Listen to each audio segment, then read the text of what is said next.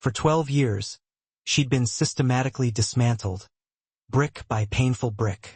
Her husband, a master manipulator, had chipped away at her self-worth, convincing her that she was fundamentally flawed, worthless, broken beyond repair, a failure in every sense of the word. He had twisted her reality until she believed his lies were the absolute truth. Then, on one particularly brutal November night, after she'd lost absolutely everything she thought defined her, a widowed father of 5 grieving children stumbled upon her, alone and shivering on a park bench. Despite his own overwhelming burdens, he saw something in her, a flicker of resilience perhaps, and he chose her, anyway.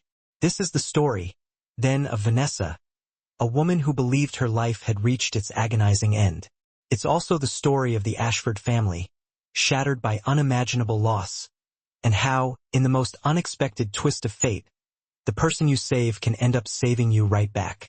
Before we delve deeper into this tale of heartbreak and hope, please let us know where in the world you're reading from. We're always amazed and humbled to see how far our stories travel and the connections they forge across the globe. Logan Ashford's grip on the steering wheel tightened, his knuckles bone-white against the smooth black leather. The dashboard clock relentlessly blinked 9:47 p.m. Each flash a stark reminder of his failure. He was late, again. The relentless demands of his accounting firm had kept him chained to his desk, poring over reports until the last possible minute. His 5 children, all 8 years old now, were once again in the care of Mrs. Torrey next door. The elderly neighbor, a woman with a heart of gold and seemingly endless patience, had been a godsend, watching them after school. But lately, Logan could detect the weariness in her voice when he called to say he'd be delayed. He knew he was pushing her generosity to its breaking point. He simply couldn't keep doing this to her or to his children. The streetlights cast long, distorted shadows across the deserted road as Logan turned onto Maple Street. The air was crisp and carried the sharp bite of late autumn. That's when he saw her. Huddled on a weathered wooden bench near the bus stop, a lone figure sat hunched over, her arms wrapped tightly around herself as if trying to ward off the encroaching cold. She was trembling visibly, a stark image of vulnerability against the backdrop of the empty street. Her blonde hair, disheveled and tangled, caught the weak, orange glow of the streetlight, and even from a distance, Logan could discern a profound sense of despair radiating from her. She had nothing. No coat, no bag, just the thin, inadequate dress she wore, offering little protection against the freezing November air. A voice in his head screamed at him to keep driving. God knew he had enough problems of his own. 5 grieving children, a demanding job, and a life perpetually teetering on the brink of collapse. He couldn't afford to take on another burden. But his foot instinctively slammed on the brake before his mind could fully form a rational argument. Logan pulled over to the side of the road, leaving the engine running, its hum a lonely counterpoint to the silence of the night. He stepped out into the biting cold, the frigid air instantly stinging his face. "Miss, are you all right?" he asked, his voice laced with concern. The woman's head snapped up, her movements jerky and startled.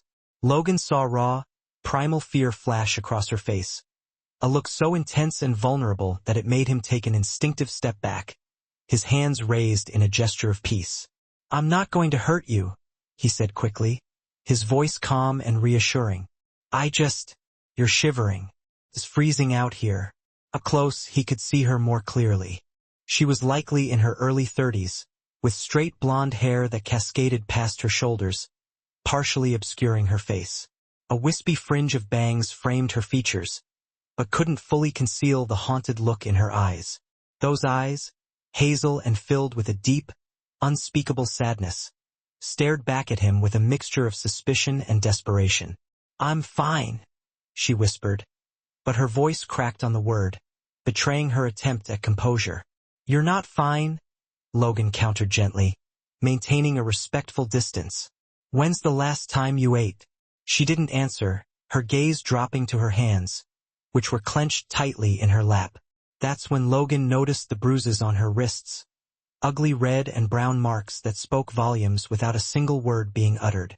They told stories of pain, control, and a past he didn't need to know the specifics of to understand the suffering behind them. Something in his chest clenched, a familiar ache of empathy. "Look, I'm not asking for your life story," he said softly, "but it's going to drop below freezing tonight. There's a diner 2 blocks from here. Let me buy you a meal at least. Consider it a warm place to recover for a while. I don't have any money to pay you back." "I'm not asking you to," Logan replied, his eyes filled with compassion. Vanessa Hayes looked up at the stranger, this tired-looking man with kind, brown eyes and worry lines etched deep into his forehead, and felt something she hadn't felt in what seemed like an eternity. Hope. It was small and fragile, barely a flicker, but it was there, nonetheless. "Why?" she asked, her voice barely audible.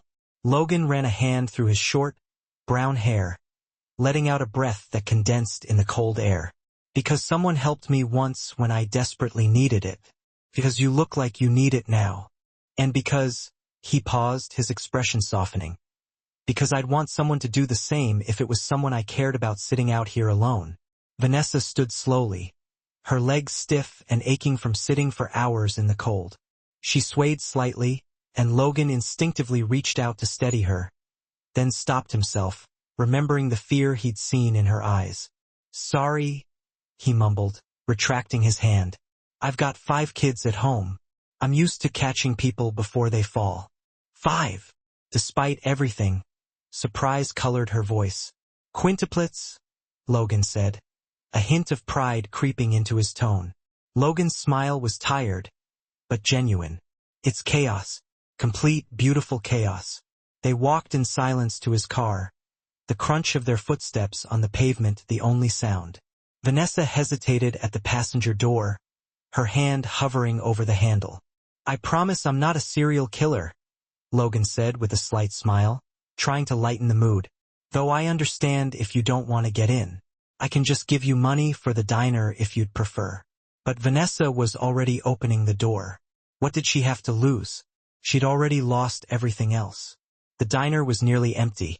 The only occupants an elderly couple huddled in a corner booth, and a waitress who looked like she was counting down the minutes until her shift ended.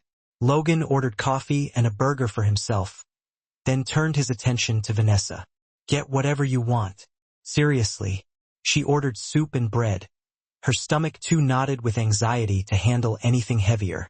When the waitress left, an awkward silence settled between them, punctuated only by the clatter of dishes from the kitchen. "I'm Logan. Logan Ashford." "Vanessa." She didn't give her last name.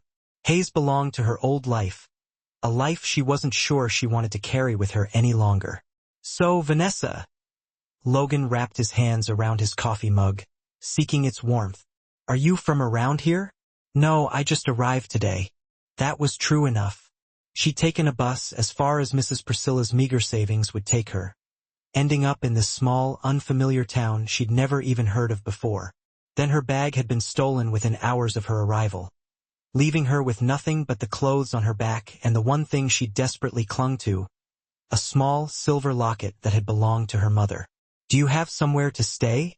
Vanessa's silence was answer enough. Logan studied her for a long moment, his gaze intense and probing. He was good at reading people, a skill honed by years of navigating the complex emotions of 5 children. And right now, he understood that this woman was running from something or someone. The bruises, the fear in her eyes, the way she sat angled toward the exit, as if ready to bolt at a moment's notice. It all told the same story. He should offer her money for a motel. That would be the smart thing, the safe thing to do. Instead, he heard himself say, "I have a guest room." Vanessa's head snapped up, her eyes widening in disbelief. "What? I'm serious," Logan insisted, surprising himself as much as her. Even as the words left his mouth, Logan wondered if he'd completely lost his mind. "It's not much, and my house is, well, like I said, it's chaos. But it's warm, it's safe, and you'd have a roof over your head." "You don't even know me." "No," Logan admitted, "but I know what it's like to feel like you're drowning, and I know what it's like when someone throws you a rope." He met her eyes, his gaze unwavering. I'm not expecting anything from you. You can leave whenever you want. But right now you need help and I'm offering it. Vanessa felt tears prick her eyes, blurring her vision. After everything Mike had put her through, after years of systematic cruelty disguised as marriage, here was a stranger offering kindness with no strings attached. It was a concept she could barely comprehend. Why would you do that?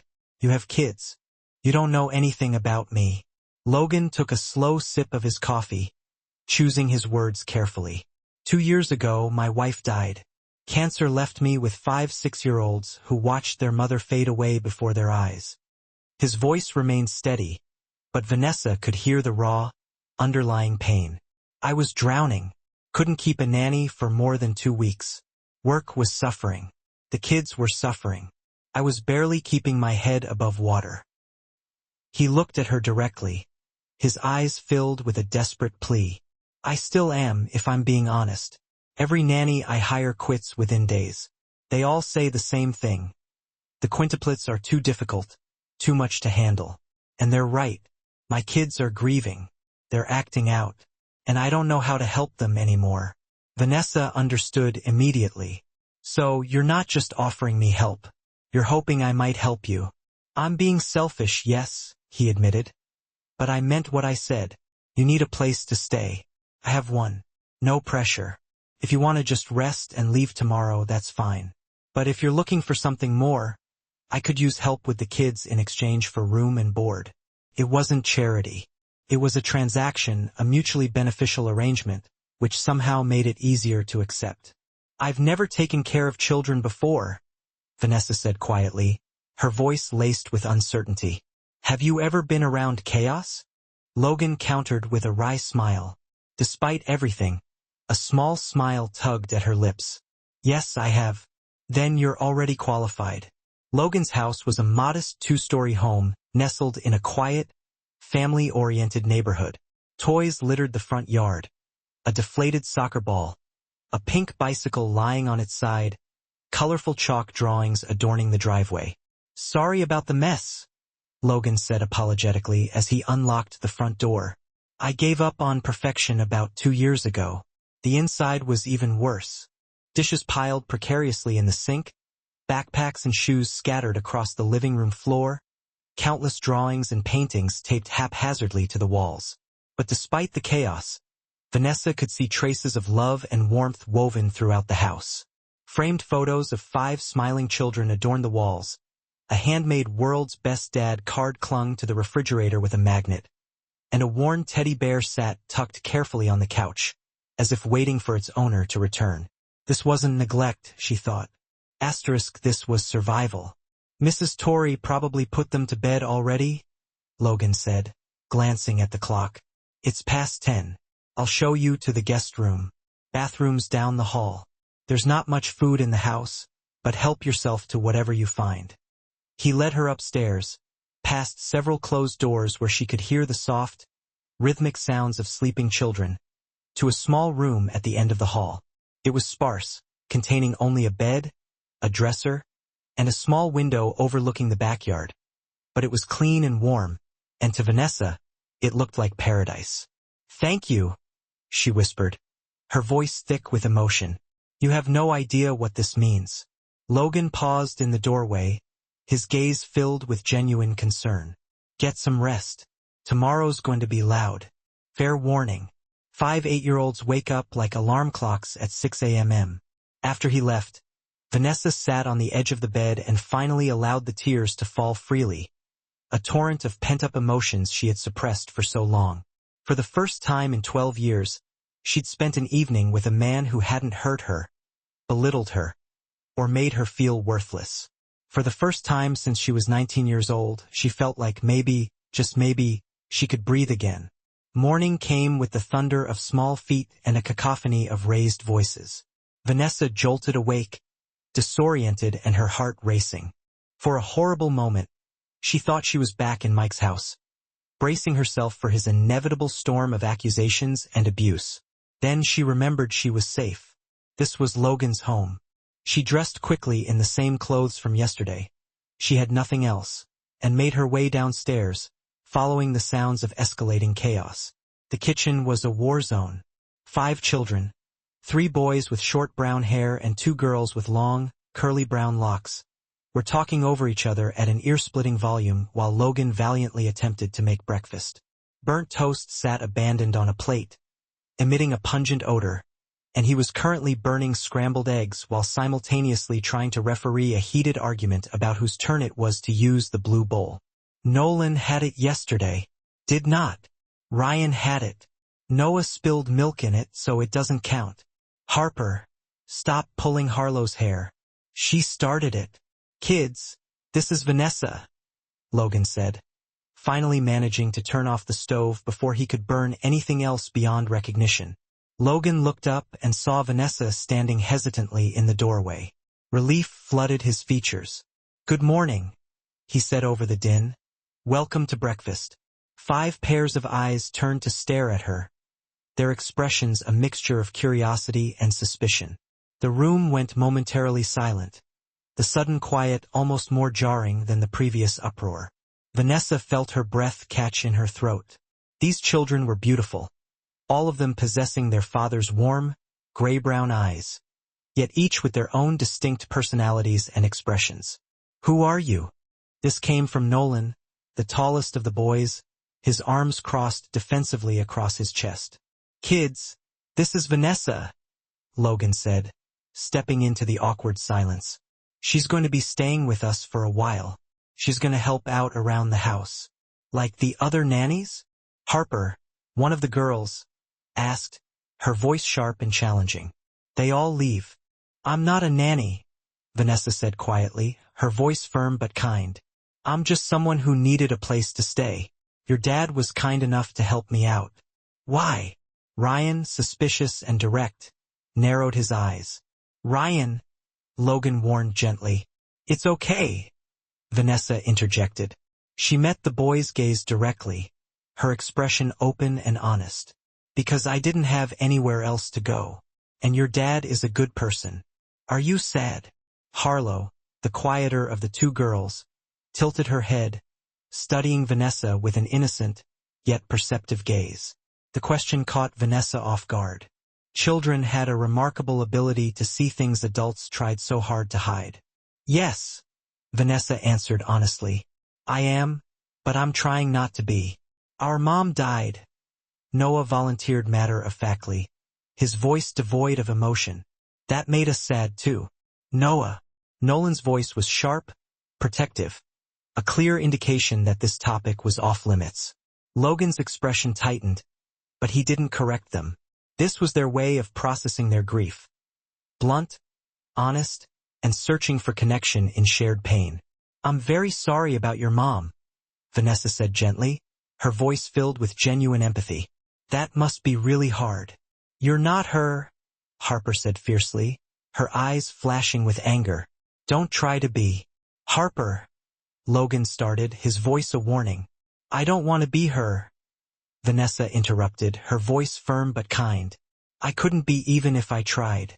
Your mom was special to you, and no one can replace her. I'm just Vanessa, that's all. Something in Harper's expression shifted, the hard shell around her heart cracking just slightly. Logan cleared his throat, breaking the tension. All right, everyone. Finish getting ready for school. The bus comes in 20 minutes and half of you aren't even dressed. The children scattered like startled birds, the kitchen once again erupting into a flurry of activity as they rushed to prepare for the day ahead. Logan and Vanessa were left alone in the chaotic kitchen, surrounded by the remnants of their disastrous breakfast attempt. Sorry about that, Logan said, scraping the burnt eggs into the trash. They're protective of their mom's memory, and they've learned not to trust people who promise to stay. They shouldn't trust me, Vanessa said quietly. They don't know me. But you were honest with them, Logan countered. That's more than most people give them. He started cracking fresh eggs into a bowl, a determined look on his face. You don't have to help, by the way. You can just rest today if you want. But Vanessa was already picking up the dirty dishes and loading them into the dishwasher. I'd like to help, if that's okay. For the first time since his wife died, Logan felt like maybe, just maybe, the crushing weight on his shoulders had shifted, if only slightly. Maybe he didn't have to carry everything alone. The first week was a relentless test of endurance. The quintuplets were, as Logan had warned, a handful. They tested Vanessa constantly, ignoring her requests, making messes she dutifully cleaned, and speaking to her only when absolutely necessary. Nolan was the ringleader, the one who watched her with sharp, assessing eyes, as if waiting for her to fail to crack under the pressure. Following his lead, Harper maintained a constant air of defiance, her grief manifesting as anger and resentment towards anyone who dared to try and fill the mother-shaped hole in their home. Ryan was quieter, more reserved, but equally suspicious, observing her with a watchful gaze. Noah seemed willing to accept her, but took his cues from his older siblings, carefully mirroring their behavior. And Harlow, sweet, sensitive Harlow, desperately wanted to trust Vanessa, but was terrified of being hurt again. Vanessa understood their hesitation, their grief, their fear of abandonment. God, did she understand? She'd spent 12 years walking on eggshells, reading moods, trying to anticipate needs before they became demands. Those finely honed survival skills, born from years of abuse and manipulation, somehow translated into the patience and understanding these children desperately needed. She didn't push, didn't demand affection or gratitude. She just showed up, day after day, offering a quiet, unwavering presence in their lives. Every morning, she made breakfast, regardless of how disastrously it turned out. She burned things too, especially at first, but she kept trying, experimenting with different recipes until she found something they would actually eat. She packed their lunches, meticulously making sure to remember each child's individual preferences. Nolan hated mayonnaise, Harper only ate strawberry jam, Ryan needed his sandwich cut diagonally, Noah liked extra juice, and Harlow wanted her carrots with ranch dressing. She learned these details without asking, simply by observing them, paying attention to their subtle cues and reactions. When they came home from school, she didn't bombard them with questions or try to force conversation. She just made snacks available, setting them out on the kitchen counter, and sat nearby, quietly doing small tasks like folding laundry or reading a book. She was present, but not intrusive, offering a sense of stability and calm amidst the chaos of their lives. Slowly, so slowly she almost didn't notice it happening, they started softening. It was Noah who cracked first. Vanessa was folding laundry in the living room when he appeared, clutching a wrinkled piece of paper in his small hand, his expression troubled. "Can you help me?" he asked, his voice barely above a whisper. "Of course," Vanessa replied, setting aside the laundry and giving him her full attention. "What do you need help with?" He shyly showed her the paper, a drawing assignment for school. "We're supposed to draw our family, but I don't know how to draw Mom anymore. I can't remember exactly what she looked like." Vanessa's heart broke into a million pieces. "Oh, honey," she thought, her eyes welling up with tears. "Can I see photos of her?" she asked gently. Noah nodded, leading her to Logan's study where a framed photo sat prominently on the desk. It was a picture of Haley, a beautiful woman with warm, inviting eyes and a bright, radiant smile, holding 5 babies, each newborn swaddled in rainbow-colored blankets. "She was beautiful," Vanessa said softly, her voice filled with genuine admiration. "Dad keeps her picture here so he can remember her while he works." "That's love, Noah. Do you have pictures of your mom?" Noah asked, his eyes filled with curiosity. Vanessa touched the silver locket she wore around her neck, the one tangible reminder of her own mother, the one thing she'd managed to keep from her previous life. "Just one in here. She died when I was young, too." "Did you forget what she looked like?" "Sometimes the details get fuzzy," Vanessa admitted. "But I never forgot how she made me feel. Safe, loved. That feeling doesn't fade, even when faces do." Noah considered this for a moment, his brow furrowed in thought. "Dad says Mom loved us more than anything. Even when she was sick and the medicine made her tired, she still read us stories." "Then that's what you draw, Noah," Vanessa suggested, her voice gentle and encouraging. "Not just what she looked like, but what she did. Draw her reading to you. Draw the feeling." Noah's face lit up, his eyes sparkling with inspiration. He sat down at the coffee table and began to draw, lost in his own world. Vanessa sat across from him, quietly folding laundry, offering a silent presence of support and understanding. He didn't ask her to help with the actual drawing. He just wanted someone there. Someone who understood that grief wasn't something you simply got over, but something you learned to carry with you, to integrate into your life. When Logan came home that evening and saw Noah's drawing, a depiction of his mother reading to 5 small figures huddled together on a couch, he had to step outside for a moment, his chest tight with emotion. Vanessa found him on the porch, his shoulders shaking with silent sobs. "I couldn't help him with that," Logan said roughly, his voice choked with emotion. "Every time they ask about her, I freeze. I don't know how to talk about her without falling apart." "You don't have to have all the answers, Logan," Vanessa said quietly, her hand resting gently on his arm. "You just have to be there. You're doing better than you think." Logan looked at her, really looked at her, and for the first time wondered about the invisible scars she carried, the untold stories hidden behind her haunted eyes. She'd been with them for 4 weeks, and he knew virtually nothing about her, except that she'd been hurt, deeply hurt, and that she needed help. But she hadn't asked for anything in return, hadn't demanded explanations for his grief or the chaos that consumed their lives.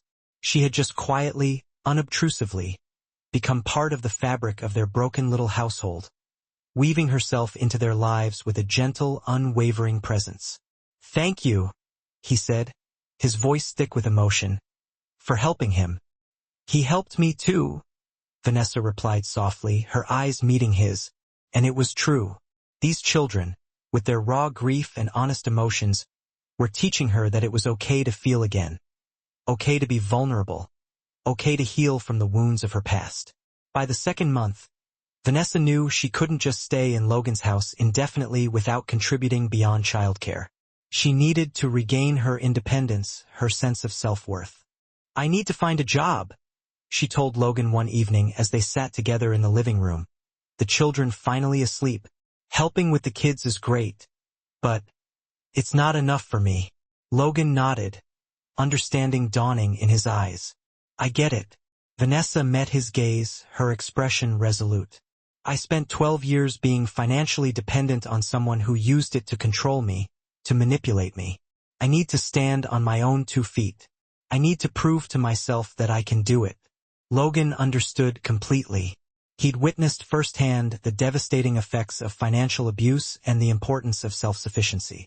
"What kind of work are you looking for?" "Anything," Vanessa replied. "I'll start anywhere. I just need to be doing something."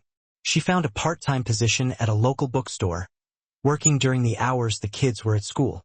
It wasn't glamorous and the pay wasn't great, but the paycheck was hers. Her name was printed on it, a tangible symbol of her newfound independence. The owner, an older woman named Margaret, took one look at Vanessa and seemed to see right through her, recognizing the shadows in her eyes. "You running from something, honey?" Margaret asked on her first day, her voice gentle but direct. Vanessa stiffened, her defenses immediately rising. "Why would you think that?" Margaret simply smiled, a knowing look in her eyes. "Because I did the same thing 30 years ago. I know the look." She handed Vanessa a stack of books to shelve. "Whatever you left behind, you're safe here. I don't ask questions and I don't judge." For the first time since leaving Mike, Vanessa felt like she could breathe at work, surrounded by the comforting scent of old books and the quiet camaraderie of the bookstore. At home, progress with the kids was slow but steady, like the gentle lapping of waves gradually eroding a rocky shoreline. 9 weeks in, Harper was the only one still holding out, still resistant to Vanessa's presence in their lives.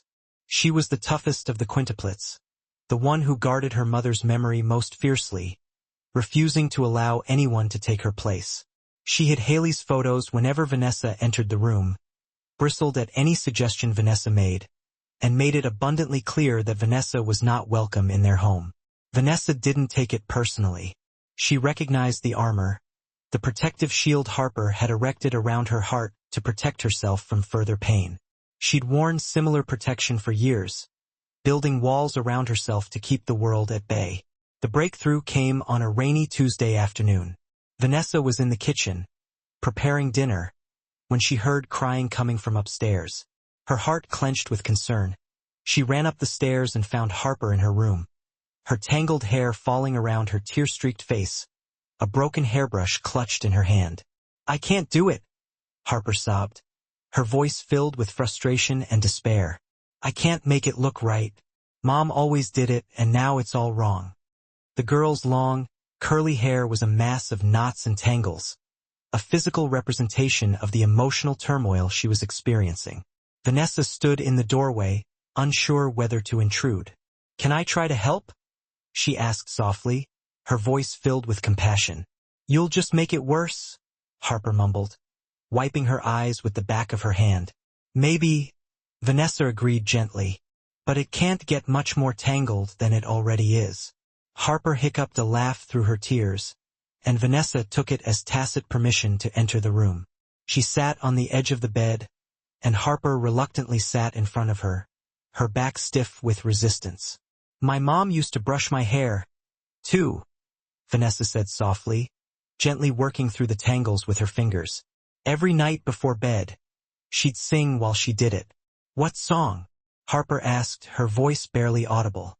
Vanessa's voice was rusty from disuse, but she sang anyway, a soft lullaby her mother had sung to her a lifetime ago, the melody and lyrics etched into her memory.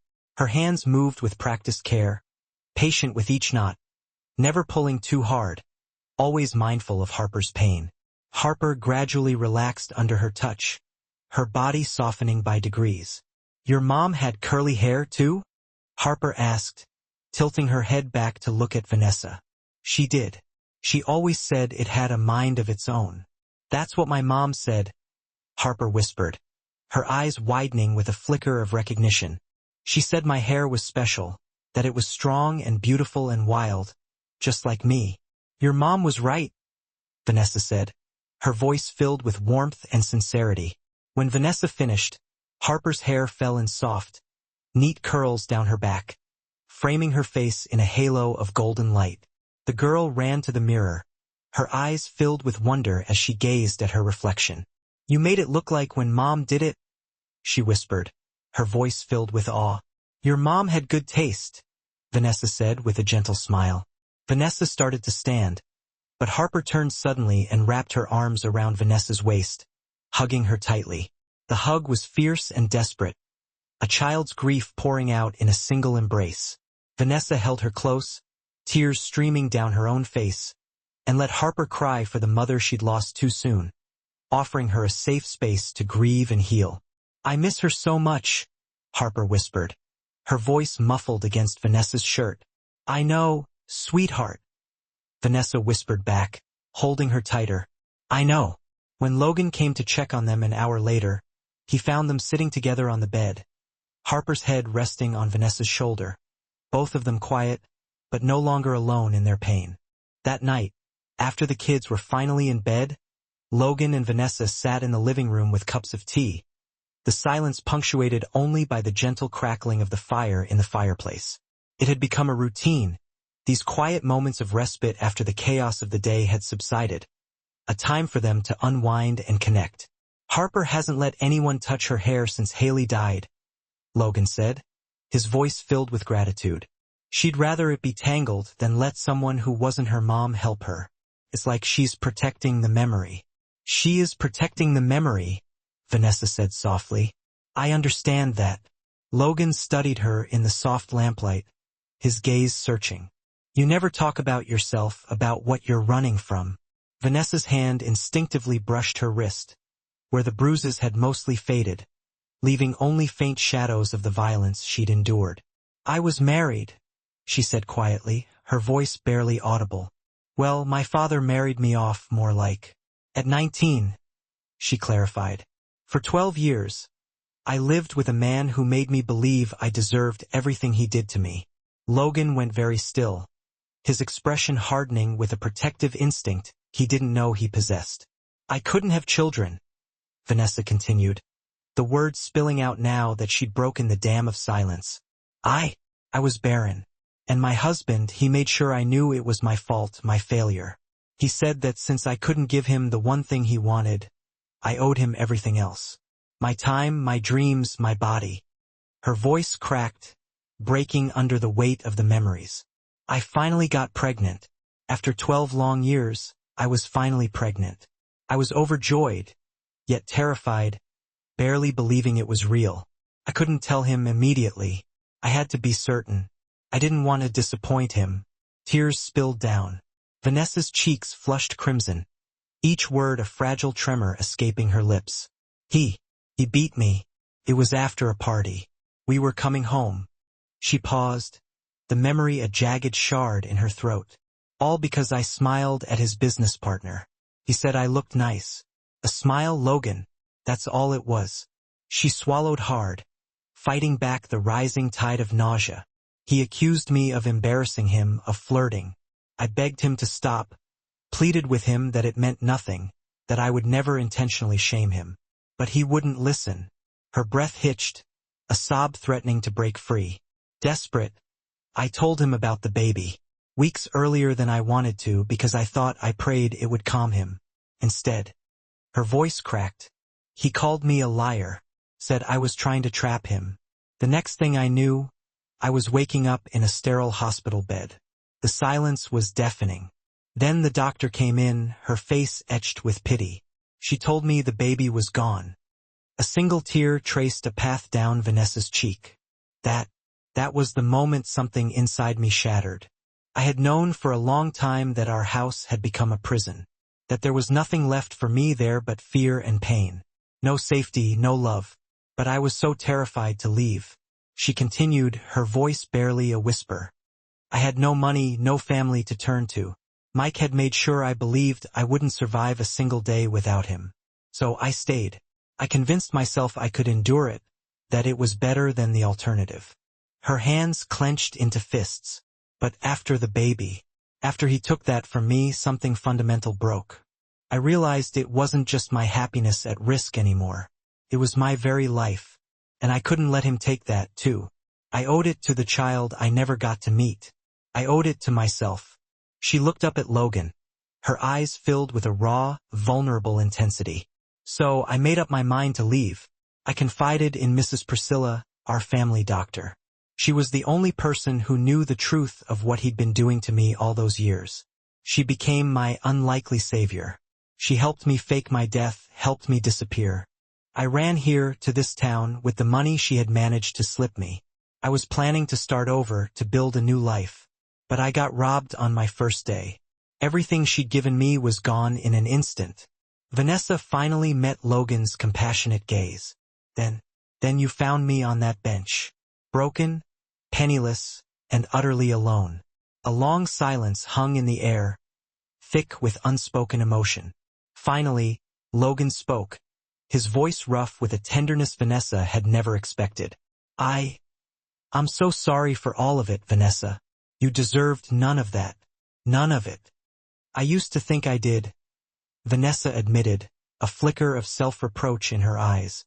But your children, they've reminded me what unconditional love truly looks like. They love you not because you're perfect, but because you show up. You try. They taught me that it's possible to be loved for who you are, flaws and all.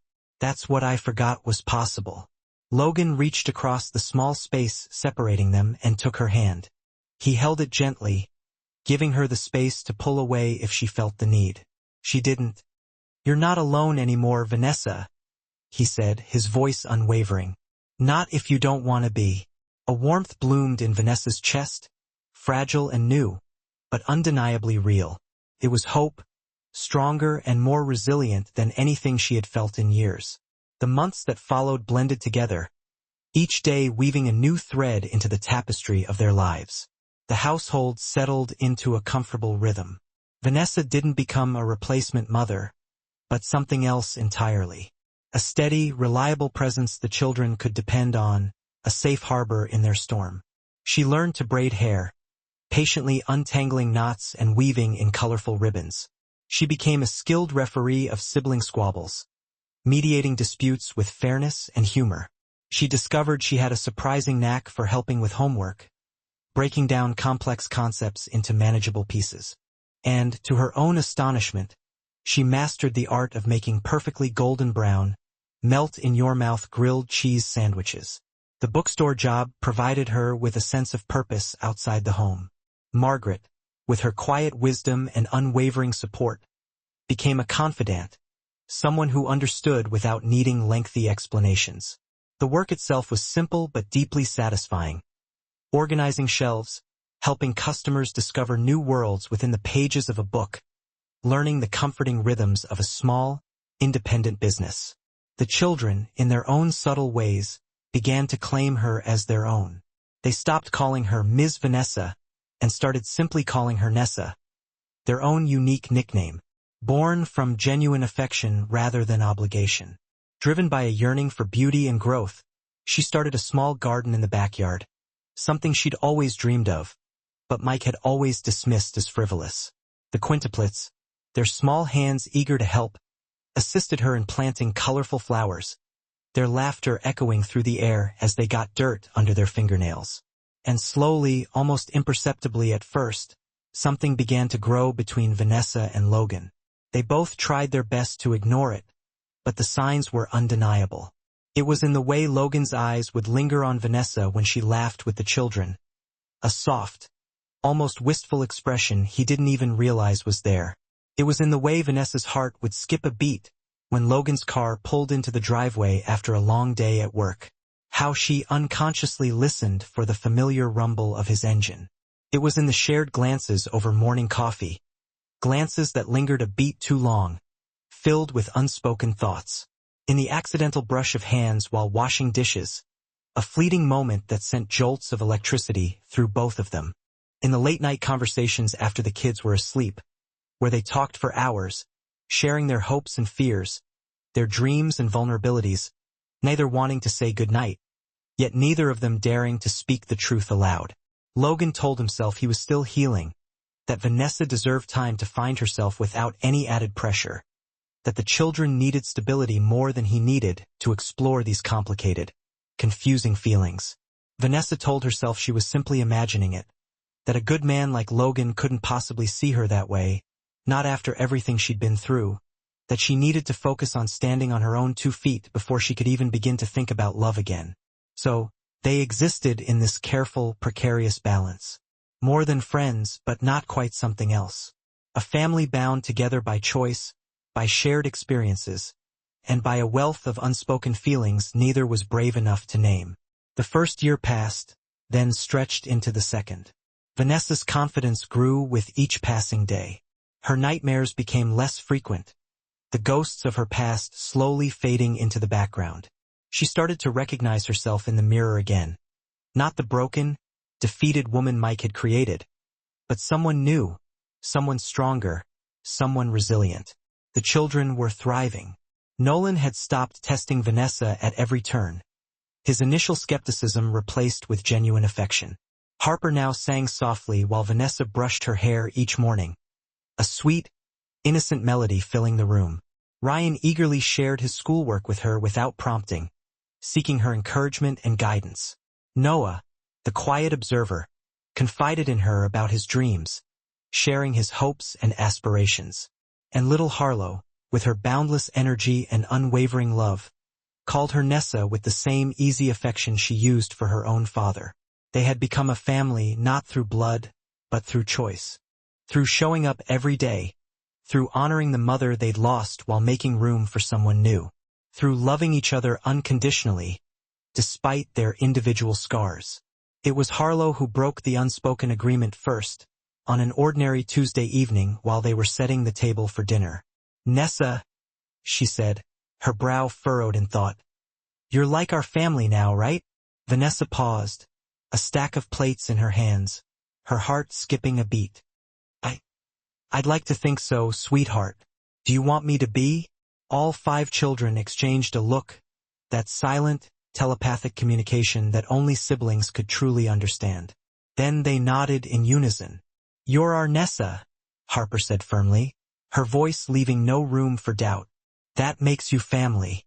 Vanessa had to excuse herself to cry in the bathroom for a few minutes, overwhelmed by the weight of their acceptance.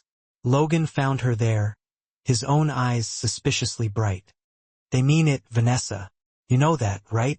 You're not just a nanny or someone just staying here or even just a friend. You're part of us now. I know, she whispered, her voice thick with emotion. That's what scares me. What if I mess this up? What if I'm not good enough? Logan reached out, gently tucking a stray strand of hair behind her ear. A gesture so tender, so full of unspoken affection, that Vanessa's breath caught in her throat. His hand lingered there for just a moment before he reluctantly pulled away. We're all figuring it out together, Nessa, he said, his voice rougher than usual. None of us has all the answers, but we have each other, and that's enough. Their eyes met, and for a fleeting moment, the air between them crackled with a palpable energy, charged with all the feelings they weren't saying aloud. Then Logan stepped back, clearing his throat. I should check on dinner. Vanessa nodded, not trusting her voice to speak. The shift finally came on an unremarkable spring afternoon, nearly 2 years after that fateful November night when Logan had found her shivering on a park bench. Vanessa had taken a half-day from the bookstore and decided to surprise Logan by dropping off the lunch he'd forgotten at home. When she walked into his office, Logan was on the phone, but his face lit up with genuine delight when he saw her. That unguarded smile, the one that crinkled the corners of his eyes and sent her heart into a frantic flutter. Logan ended the call quickly, his attention now solely focused on her. You didn't have to do this, he said, his voice laced with surprise and gratitude. I know, she replied, a playful smile dancing on her lips. But you've been working so hard lately. I thought you could use a little pick-me-up. Logan stood up, rounding his desk to meet her. They were close now, closer than necessary, and Vanessa could see the internal war playing out in his eyes. The same war that had been raging within her own heart for longer than she cared to admit. Vanessa? Logan said softly, and something in the way he said her name, the way it lingered on his tongue, made her breath catch in her throat. I can't do this anymore. Fear shot through her cold and sharp. Do what? Pretend, he said, running a hand through his hair in a gesture of agitation. Pretend that when you walk into a room, my whole world doesn't shift on its axis. Pretend that I don't wait for the sound of your voice every morning. Pretend that watching you with my kids doesn't make me fall harder every single day. Vanessa's heart hammered against her ribs, threatening to break free. You love me? How could I not? Logan's voice cracked with emotion. You're the strongest person I know. You came into my life with nothing, broken by someone who should have cherished you, and you still chose to love my children. You rebuilt yourself while helping us heal. You're beautiful and brave, and I love you, too, Vanessa interrupted, her voice shaking with the force of her confession. I've been so afraid to even think it, let alone say it out loud. Afraid that wanting something good meant it would be taken away. Afraid that you couldn't possibly feel the same way about someone as damaged as. Don't, Logan said, gently cupping her face in his hands, his thumbs wiping away the tears that were streaming down her cheeks. Don't ever call yourself damaged. You're not broken, Vanessa.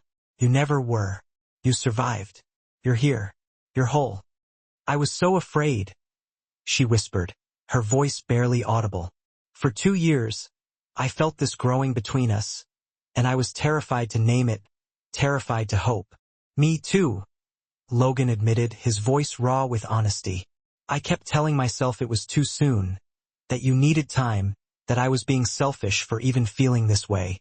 But, Vanessa, these 2 years, watching you become yourself again, watching you love my kids, watching you build a life, I fell in love with every version of you. The scared woman I found on that bench. The patient caretaker who won over 5 suspicious children. The independent woman who insisted on getting her own job. The fierce survivor who faced down her past. All of you. Vanessa reached up, her hands surprisingly steady now, no longer trembling with fear but strong with newfound certainty, and pulled him closer. I can't promise I won't be scared sometimes, she said, her voice filled with emotion. I can't promise I won't have bad days where the past creeps back in. I don't need perfect, Vanessa, Logan said, his voice thick with emotion. I just need you to be honest with me. I need you exactly as you are. He paused, his eyes searching hers, making sure she understood the depth of his commitment. And I promise I'll never hurt you. I promise that whatever this is between us, it's real and it's safe. Vanessa kissed him then. It was soft and tentative at first, a gentle exploration of uncharted territory. Then it deepened, a passionate outpouring of 2 years of unspoken feelings, of careful distance, of wanting but not daring to hope. All the pent-up emotions poured into this single, transformative moment. When they finally pulled apart, both of them were crying and smiling at the same time, their faces flushed with a mixture of joy and relief. What do we tell the kids? Vanessa asked, her voice barely a whisper.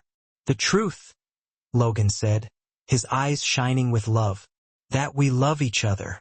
That this doesn't change how much we love them. That we're still the same family we've been building, just finally admitting what's been there all along. That evening, they sat the quintuplets down in the living room. They were now 8 years old, far more perceptive than anyone gave them credit for. We need to talk to you about something important, Logan began, his voice slightly nervous. 5 pairs of eyes watched them curiously. Harper and Nolan exchanged a knowing glance. Finally, Harper muttered under her breath. What was that? Logan blinked in confusion. You two have been making googly eyes at each other for forever, Nolan said, rolling his eyes. We thought you'd never figure it out. Vanessa felt her face heat up, a blush creeping up her neck. You knew? Everyone knew, Nessa. Ryan chimed in. Mrs. Torrey told us you were clearly smitten 6 months ago. We had a bet on when you'd finally do something about it. Noah added cheerfully. Harper won. Logan looked at Vanessa, who was torn between embarrassment and laughter. So, you're okay with this? With your dad and me being together? Harlow stood up and walked over to Vanessa, taking her hand in her small one. Nessa, you've been ours for 2 years now. Dad being happy with you just makes it official. We already told you you're our family, Harper said, her voice softer than usual.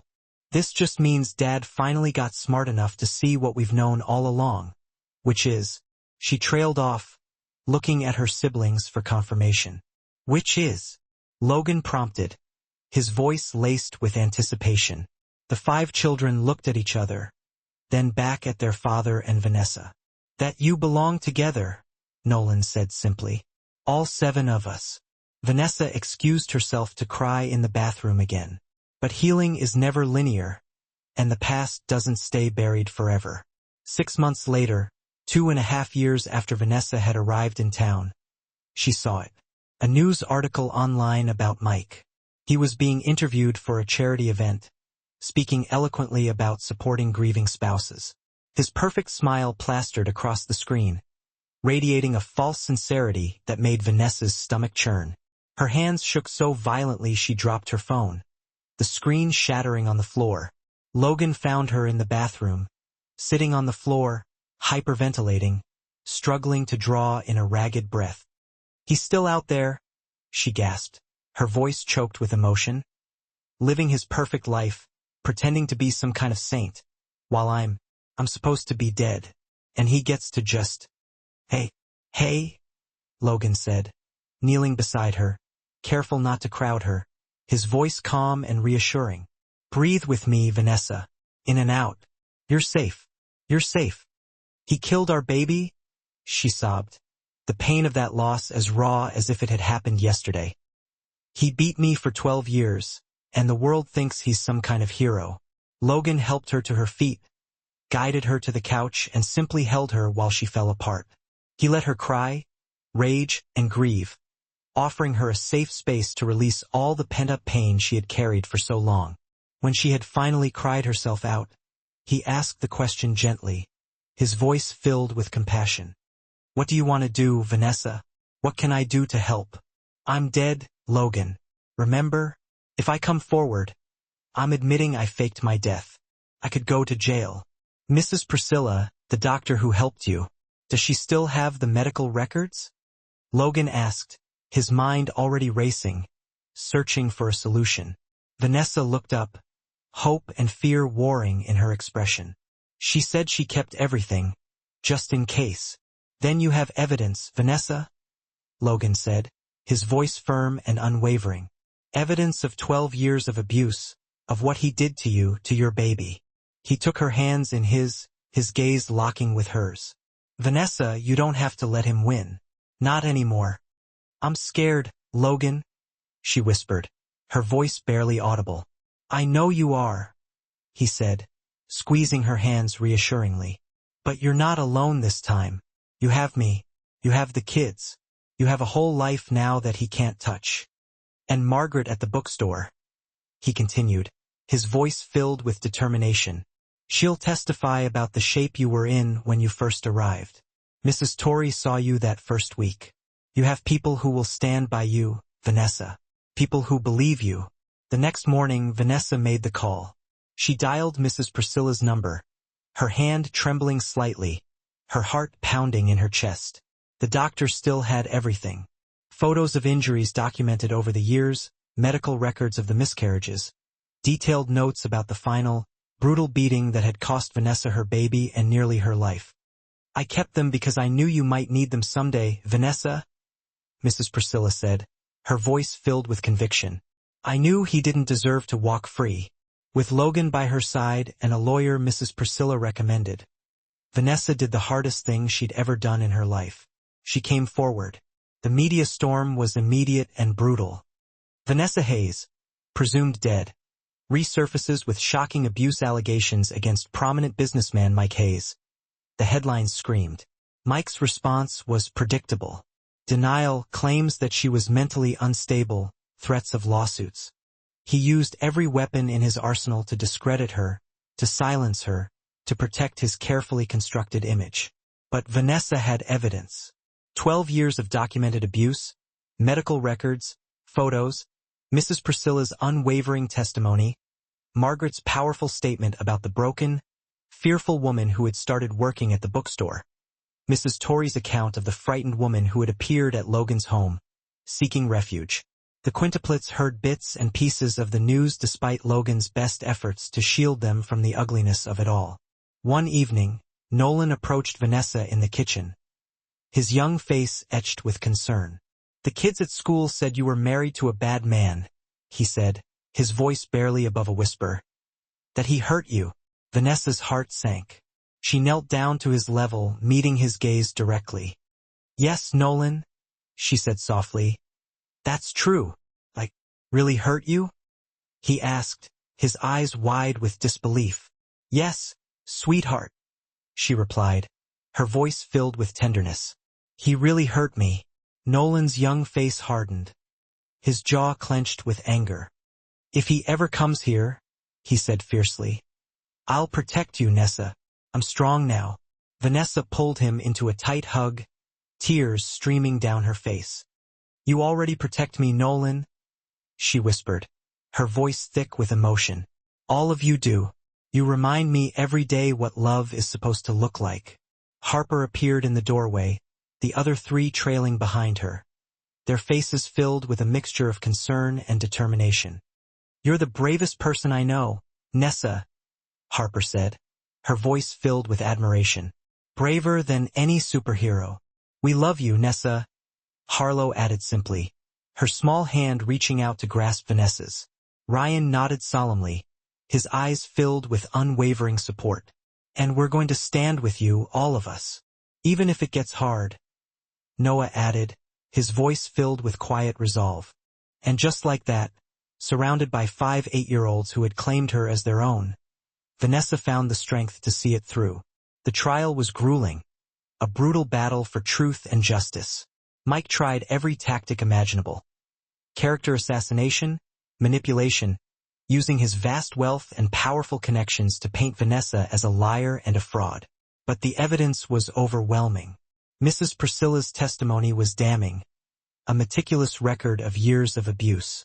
Margaret testified about Vanessa's physical and emotional state when she had first hired her. The constant flinching, the pervasive fear, the way she had worked through panic attacks in the back room of the bookstore. Mrs. Torrey described the terrified woman who had appeared at Logan's house with nothing but the clothes on her back, desperate for a safe haven. And when the jury saw the photos, the stark, undeniable images of Vanessa's bruised and battered body, the medical reports of broken ribs and concussions, the documentation of the miscarriage caused by blunt force trauma, there was no denying the truth. Michael Hayes was found guilty on multiple charges: domestic violence, assault, coercion, and more. Justice had finally been served. When the verdict was read, Vanessa didn't feel triumph, just an overwhelming sense of exhaustion and relief. It was finally over. She was finally free. Logan was waiting outside the courtroom with the quintuplets, who had insisted on coming even though they weren't allowed inside. They rushed to her, 5 small bodies colliding with hers in a group hug that nearly knocked her off her feet. "You did it, Nessa!" Noah cheered, his face beaming with pride. "He can't hurt you anymore," Ryan said, his voice filled with satisfaction. "Can we go home now?" Harlow asked, her voice filled with anticipation. "Home," Vanessa repeated, the word feeling foreign and unfamiliar on her tongue. But then she looked at the faces of the 5 children who had become her family, at the man who loved her with all his heart, and she knew the answer. "Yes," she said, her voice filled with emotion. Yes, they could go home. 6 months later, on a perfect autumn day, Vanessa stood in the garden she had planted with her 5 eager helpers. She wore a simple white dress, adorned with flowers from the garden woven into her hair. The quintuplets stood around her, Nolan and Ryan in tiny suits, Noah carrying a ring-bearer's pillow, Harper and Harlow in matching lavender dresses with flowers woven into their curls. Logan stood beneath a flower-covered archway they had all built together, looking at Vanessa as if she had hung the stars. "You sure about this?" He had asked her the night before, his voice filled with a mixture of love and a hint of trepidation. "Instant family of 7 is a lot, Vanessa." Vanessa had laughed, her heart overflowing with happiness. "I've been sure since the moment 5 kids decided I was theirs, Logan."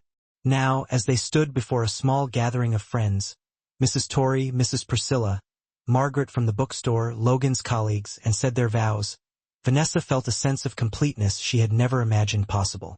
When it came time for Noah to bring the rings forward, he stopped and looked at Vanessa seriously, his brow furrowed with a child's solemn intensity. "Our mom would have liked you, Nessa," he said, his voice filled with sincerity. "She would have wanted Dad to be happy again, and us too." Vanessa's voice was thick with emotion as she knelt down to his level. "I'll never try to replace her, Noah," she promised, her eyes filled with sincerity. "We know," Harper said, stepping forward and taking Vanessa's hand. "You're not our mom, Nessa. You're our Nessa. That's different, but it's good." The ceremony continued with tears and laughter, a celebration of love, family, and new beginnings. And when Logan kissed his bride, 5 children cheered so loudly the neighbors probably heard them. That evening, after the celebration had ended and the kids had finally gone to bed, Vanessa and Logan stood in their garden under the starlit sky, holding each other close. "Thank you," Vanessa said softly, her voice filled with gratitude. "For what?" Logan asked, gently stroking her hair. "For seeing me that night on the bench," she replied, her voice barely above a whisper. "For stopping. For offering me more than just shelter. For offering me a family. For giving me 2 years to heal before asking for more." Logan pulled her even closer, his voice filled with tenderness. "You gave us just as much, Vanessa, maybe even more. You taught our kids that it's okay to love again without forgetting. You taught me that broken doesn't mean finished. And you taught all of us that family isn't just about biology or even marriage. It's about choosing each other every single day."